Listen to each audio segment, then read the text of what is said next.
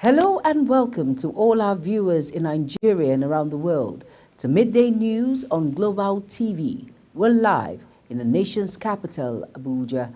I am Jumai Manson. Now the news in full. The Minister of the Federal Capital Territory, Nyesom Wike, has called on the newly sworn-in officials of the Federal Capital Territory Administration not to perform below the expectation of the administration. The minister gave the charge during the swearing-in of the first head of service, permanent secretaries, chairman and commissioners of the FCT Civil Service Commission, Abuja, Metropolitan Management Council and Satellite Town Development Department in Abuja. He says his administration will send those who will fail to perform packing. Kike Lomo Okere has the details. The Minister of the Federal Capital Territory charged the new officials to be committed and loyal, saying that they owe it to President Bola Tinubu to make sure that FCT works. He described the occasion as a memorable day for FCT, urged the new appointees to support the government of President Tinubu in realizing the New Hope agenda and warned the newly sworn-in permanent secretary against performing below expectation and undue delay of files, adding that there will be issuance of queries for non-performance. Again, to the permanent secretaries, yes, you have been made a permanent secretary, but you know what comes with it. As a permanent secretary, you have become a political appointee. Did you write the exam to a permanent secretary? So you know the implication of that. If you perform below expectation, there's nothing like querying. There's nothing like querying him as proper civil service rules. We have no time for that. We'll just send you packing as permanent secretary. So just know it very well now. I say it, I don't want to hear, now that we're heading secretariats, you have your mandate secretaries as a political heads. I don't want to hear that files are unduly delayed. He further stated that he had directed the reshuffling of directors and the administration will defend the 2024 budget at the National Assembly. Just recently, we found out somebody who was sabotaging the works of the FCTA. But thank God, all those bad people have all left. All those who don't want you to be independent, who wanted permanent secretaries from the Federal Civil Service, they have all left. But please, we want you to assist, we want you to support the government of Bola Ahmed Tinubu to realize the renewed hope agenda. The FCTA officials were sworn in by the Chief Judge of the FCT High Court, Justice Hussein Baba Yusuf, represented by Justice Sivano Orji, administered their oath of office and oath of allegiance. Kike Lomo Okere, Global Television News. The Edo State House of Assembly passed a resolution directing the Chief Judge of the state, Justice Daniel Okuboa, to set up a 7-man committee to investigate the allegations of gross misconduct leveled against the Deputy Governor, Philip Shaibu. At the plenary, 19 members out of 24 members voted in favor of the resolution. The House of Assembly commenced impeachment proceedings against Shaibu on March 5th, accusing him of perjury and leaking of government secret. However, all effort to get the impeachment notice to him proved abortive, as he was said to be out of the state. After it became clear that the notice could not be served physically, the House served him the notice on March 12th through substitution by publishing the letter in 3 national dailies. The impeachment move is believed to be the latest development in the rift between Shaibu and his principal, Governor Godwin Obaseki. The Federal High Court in Abuja rejected the bill application by the leader of the indigenous people of Biafra, Nnamdi Kanu. The trial judge, Justice Binta Iyako, however, granted an accelerated hearing instead.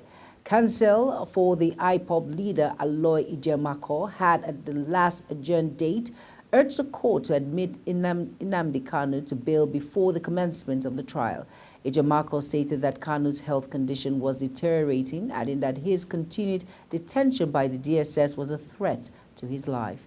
Ejimakor also urged that the continued incarceration of Kanu would not enable him to put up a good defense in the matter. But the counsel for the federal government, Adegboyega Awomolo San, urged the court to dismiss the bail application and instead grant an isolated hearing.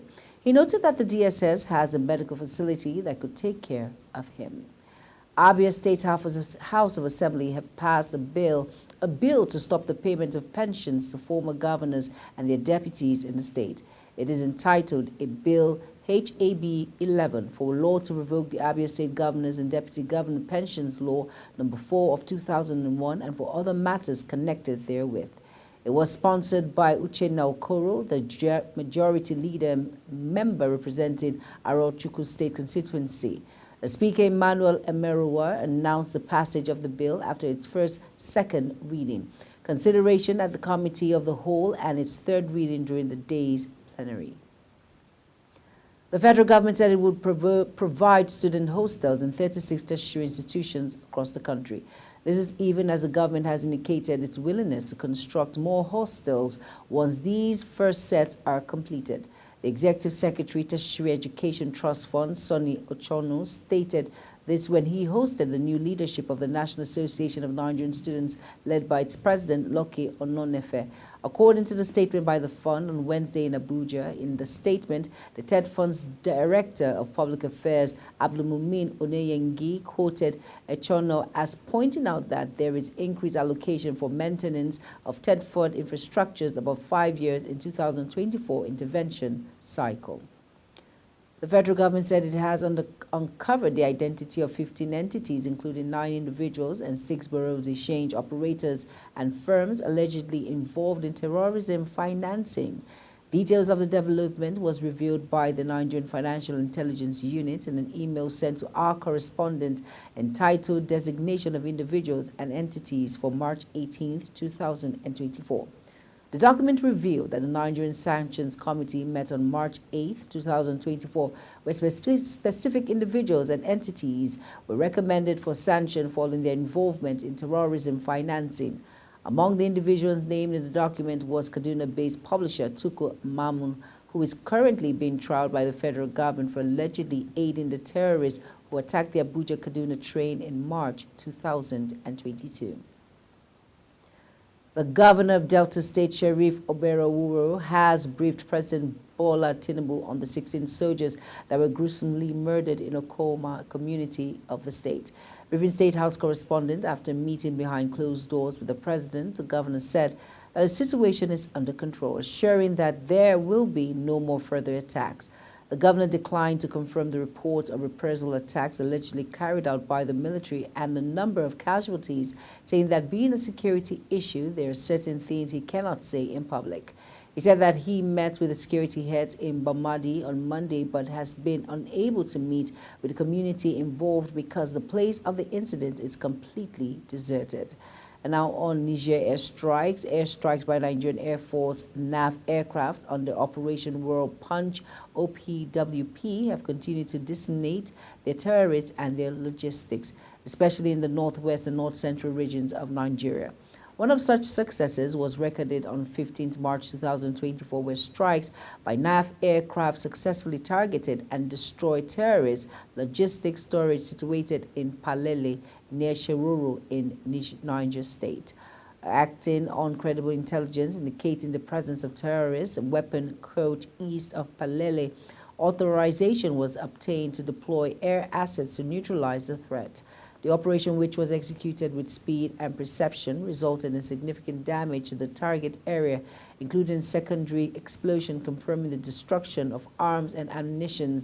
The weapons are believed to be affiliated to particular terrorist kingpin who is on the most wanted list of terrorists. National President Nigerian Labour Congress Joe Ajero has called on the federal government to pay the 4 months withheld salaries of Senior Staff Association of Nigerian Universities and Non-Academic Staff Union of Educational Associated Institutions. This was in reaction to the 7-day warning strike that SANU and NASU began, which grounded university activities across the country. SANU and NASU had for about a month called the attention of the government to its exclusion from the payment of which withheld salaries, which it commenced payment for the Academic Staff Union of Universities in February. Their salaries were withheld when the administration of former President Muhammadu Buhari invoked a no-work, no-pay policy against the Academic Staff Union of Universities, and SANU were embarking on a strike that lasted 8 months and 4 months in 2022, respectively. Abia State Governor Dr. Alex Otti has approved the payment of bursary awards to Abia State indigents in law school across the nation. The State Commissioner for Information and Culture, OK Kanu, disclosed this while briefing journalists on the outcome of this week's Executive Council meeting presided over by the governor in Umuahia on Monday. He said the approval of the bursary was in keeping with the premium the state government places on education. He added that the state government has approved the renovation of 170 primary schools, which translates to 10 primary schools per local government.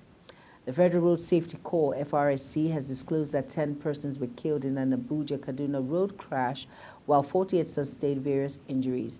This was contained in a statement by the Assistant Corps Marshal and Corps Public Education Officer Jones Agwe in Abuja. According to the statement, the crash, which involved a DAF trailer, occurred as a result of excessive speed, overloading, and fatigue.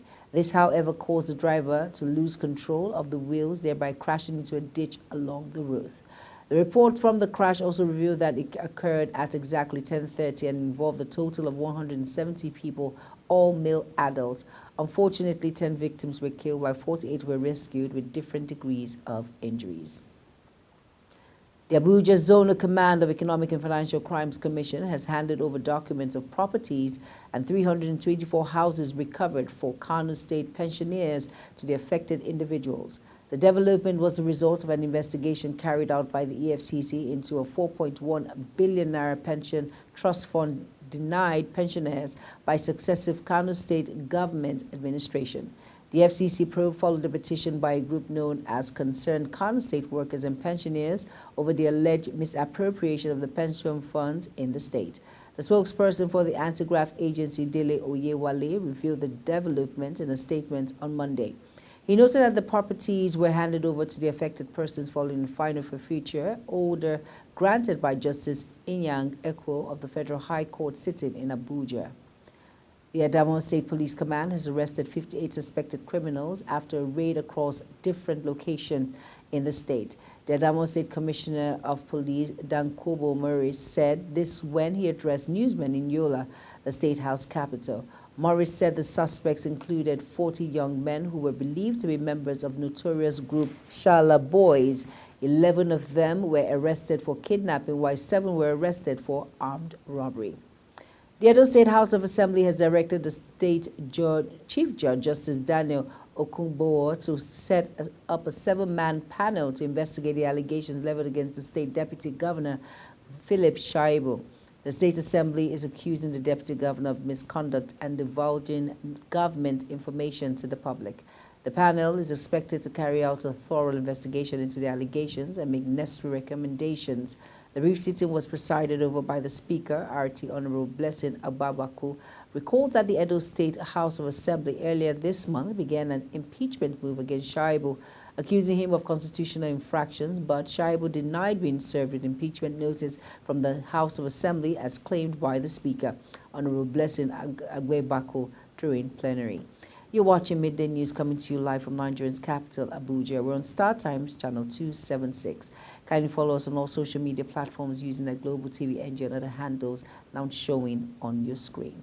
When Midday News returns, subsidy removal, federal government, states, local government allocations hit 10.14 trillion naira. There's more stories coming right after this break. Do stay with us.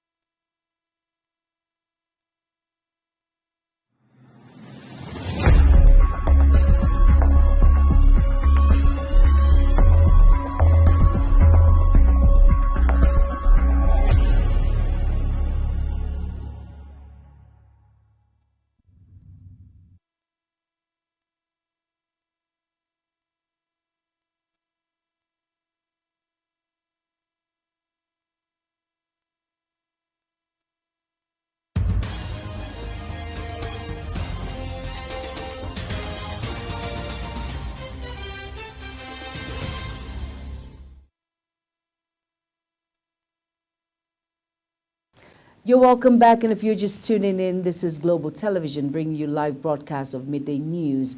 Thank you for staying with us.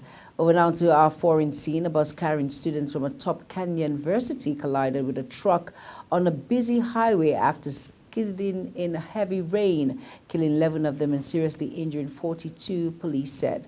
The accident occurred at 5:50 p.m. at Maungu, 360 kilometers, 220 miles from the capital of Nairobi, when the students from Kenyatta University were traveling to the coastal town of Mombasa.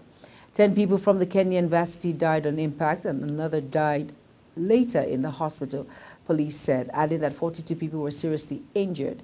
The police report said the driver of the university bus was overtaking a fleet of motor vehicles, and as it was raining heavily, the bus skidded to the right side of the road. U.S. Secretary of State Anthony Blinken has said all of Gaza's 2 million people are experiencing severe level of acute food insecurity. This was the first time an entire population had been so classified, he says, when questioned about conditions in the territory. Blinken called on Israel to prioritize providing for those in need. UN agencies have said North Gaza could face famine by May without a pause in the fighting and surge in aid. Blinken's warning came during a trip to the Philippines as U.S. officials announced that he will then travel to the Middle East, a sixth trip to the region since October as if efforts to secure a ceasefire continue. An elite unit of South Africa's police has raided Johannesburg home of the Speaker of Parliament, Nozavi Mpasa Unkakula, over corruption allegation. She has been accused of soliciting bribe in return for awarding contracts when she was served as defense minister. The police unit was acting on behalf of state prosecutors who have been carrying out an investigation. A statement from Parliament said that the police conducted a search and seizure procedure at Mpasa Unkala's residence, adding that she has welcomed investigators into her home, cooperating fully during the 5-hour search. The 67-year-old veteran of the anti-apartheid struggle became Speaker in 2021. Before that, she served as Defense Minister for 9 years. In business now, the Minister of the Federal Capital Territory, FCT, Nyesom Wike, has presented the FCT 2024 statutory budget proposal of 1.147 trillion naira to both the Senate and House of Representatives Committee on FCT. Making the presentation before the Senate committee, the FCT minister disclosed that the budget revenue sources would be made up of internally generated revenue, IGR, infrastructure support fund, among others. Kike Lomo Okere tells us more. The Minister of Federal Capital Territory, Nyesom Wike, noted that the total sum of fiscal framework comprises of proposed distributable revenue of over 510.3 billion naira and non-distributable revenue of 637,416 billion naira. We have a fiscal framework of sum of 1 trillion 147 billion 780 billion 610,283 naira, comprising distributable revenue of 510.3 billion and non-distributable revenue of 637.4 billion. Wike, giving highlights of the FCT appropriation bill, says 280 billion naira is earmarked for overhead, 726 billion naira for capital projects, and 140 billion naira for personnel, bringing the total budget to 1.147 trillion naira. He further highlighted some of the projects to be executed from 2024 FCT's statutory budget proposal, which is being proposed for the FCT 2024 statutory budget after due deliberations with all the revenue generating agencies of the FCT. Also take into consideration the parameters highlighted in paragraph 8 above. Now, when you compare the revised 2023 appropriation of the sum of 641 billion, there's an increase of the sum of 506 billion, which is 44%. In the 2024 statutory budget proposal. The increase is as a result of the expected loan from the commercial bank since we have exited from TSC in the sum of 500 billion. Presenting the budget before the House of Representatives Committee on FCT, Wike listed some of the critical projects to be executed by FCT administration in 2024 statutory budget proposal to include completion of roads B6, B12, construction of access road and car park for Abuja Light Rail Day Gwagwa Station, Lot 5. Full scope of development of area road from Northway Park to other Northern Express. He also said there will be provision of engineering infrastructure to Guzapi, provision of engineering infrastructure to Wuye District, extension of Inner Southern Express from Southern Way Park to Ring Road, full scope development of FCT Highway, among others. It's important to note that the FCT statutory budget is mainly funded from the 1%, from the proceeds of the 1% of the 52.6% of the statutory allocation of the federal government that comes from the federation account, and also internally generated revenue and other sources as contained in the revenue fiscal framework. Chairman of the House Committee on FCT, Honorable Aliu Betara, and other members of his committee assured the administration of their unwavering support, charging him to look at revenue generation and Area Council IGR. Kike Lomo Okeri, Global Television News. The Nigerian Customs Service, NCS, has championed an Authorized Economic Operations AEO program to enhance the efficiency and predictability of trade facilitation efforts in the country. The Comptroller General of Customs, Adewale Adeni, during a stakeholder in Abuja, says the program will foster collaboration between the Nigerian Customs Service, other government agencies, and experts to boost AEO programs. The House of Representatives has summoned the Minister of Health, Mohammed Partey, and the Permanent Secretary of the Ministry to appear before it or face sanctions of the law. Moving on now, the removal of subsidy on premium motor spirit, popularly called petrol, pushed up the statutory revenue allocation from the Federation account that was shared by the three tiers of government in 2023 to 10.14 trillion naira. Data released by Nigerian Extractive Industries Transparency Initiative in its latest report on the Federation account revenue allocation for the year 2023 showed that the amount shared by the federal, state and local government increased by 1.93 trillion naira last year when compared to what they got in 2022. NETI attributed this increase to the removal of subsidy on petrol by President Bola Tinubu in May 2023. When he declared during his inaugural address on May 29, 2023, that fuel subsidy was gone. Tinubu's declaration was immediately implemented by the Nigerian National Petroleum Company Limited the next day, as petrol price jumped from 198 to a litre to about 500 naira to a litre. In a bid to alleviate the hardship faced by families of fallen heroes within the Nigerian police force, Inspector General of Police, IGP Kayode Egbetokun, has distributed checks totaling over 1.5 billion naira to 727 beneficiaries. During the presentation ceremony at the force headquarters, IGP Egbetokun underscored the sacrifices made by the deceased officers, reaffirming the force's commitment to supporting the bereaved families. And that's it on Midday News, and it came to you live from Nigeria's capital, Abuja. Remember, we're on Star Times channel 276. Can you follow us across all social media platforms using that Global TV NG or the handles now showing on your screen. I am Jumai Manson. Thank you for watching. See you again. Good afternoon.